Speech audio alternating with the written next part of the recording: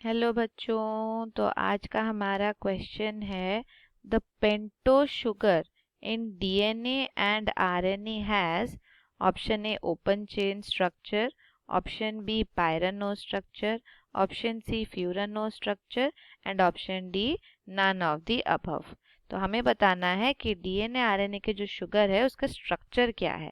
तो सबसे पहले हम देखते हैं इसका की कंसेप्ट। तो डीएनए यानी डीऑक्सी राइबोन्यूक्लिक एसिड और आरएनए का फुल फॉर्म होता है राइबोन्यूक्लिक एसिड। ऑलराइट, डीएनए और आरएनए, तो इनमें कौन सा शुगर प्रेजेंट होता है? इन दोनों में जो शुगर है वो पेंटोज शुगर होता है। अब बच्चों, पेंटोज क्या होता है? पेंटोज यानी it has 5 carbon in the chain. तो 5 कार्बन कंटेनिंग शुगर्स को हम पेंटोज शुगर बोलते हैं। वैसे अगर 6 कार्बन कंटेनिंग हुआ तो हेक्सोज, 7 हुआ तो हेप्टोज, 8 हुआ एंड सो ऑन।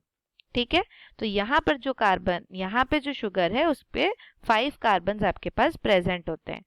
डीऑक्सीराइबो में आपके पास जो शुगर है वो है डीऑक्सीराइबोज। तो इधर पे लिख देते हैं डीऑक्सीराइबोज शुगर। ऑलराइट, डीएनए में आपके पास है डीऑक्सीराइबोज शुगर और जो आरएनए में आपके पास प्रेजेंट है वो है राइबोज शुगर, राइबोज शुगर। और ये दोनों ही आपके पेंटोज शुगर कहलाते हैं। दोनों का स्ट्रक्चर काफी सिमिलर है एक्सेप्ट एट वन पॉइंट। तो अब हम पहले इसका स्ट्रक्चर देख लेते हैं और फिर पता लगाते हैं कि ये कौन से स्ट्रक्चर से बिलोंग करते हैं। तो पहले यहाँ पे राइबोज का स्ट्रक्चर बनाते हैं। ऑक्सीजन के राइट हैंड साइड से आपका फर्स्ट कार्बन शुरू होता है, कार्बन नंबर 1। यहाँ पे OH होगा, H होगा। कार्बन 2 पे भी OH, H। कार्बन 3 पे भी OH, H। कार्बन 4 पे आप एक लगाएंगे H और एक लगाएंगे CH2OH।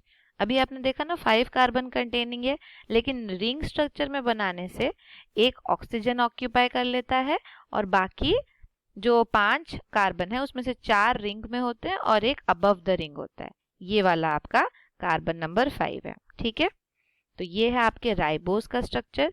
वैसे डीऑक्सीराइबोज का बना लेते हैं स्ट्रक्चर। ये आपका फर्स्ट कार्बन के पास है H, OH। सेकेंड कार्बन पे जो हम यहाँ OH लगा रहे थे राइबोज में, वो अब यहाँ पे मिसिंग हो जाता है, इसलिए दोनों तरफ H होगा। उसके बाद नीचे आता है OH, H, फिर आता है आपका H, CH2OH। तो इसमें भी आपके 5 कार्बन तो हो गए, लेकिन बस आपको याद रखना है जो सेकेंड पोजीशन है उसमें आपके पास OH मिसिंग होता है यहाँ पर। ठीक है, तो अगर यहाँ पे OH मिसिंग है इसीलिए हमने इसका नाम क्या रख दिया, डीऑक्सी। डीऑक्सी यानी एक ऑक्सीजन रिमूव कर दिया, इसीलिए ये अब क्या हो गया, डीऑक्सीराइबोज शुगर। तो ये दोनों जो स्ट्रक्चर हैं, अगर आपने एक पढ़ा होगा फ्यूरान, फ्यूरान जिसको हम बोलते हैं, उसका स्ट्रक्चर होता है कुछ ऐसा। ठीक है, it is also a 4 carbon containing 5 membered heterocyclic ring.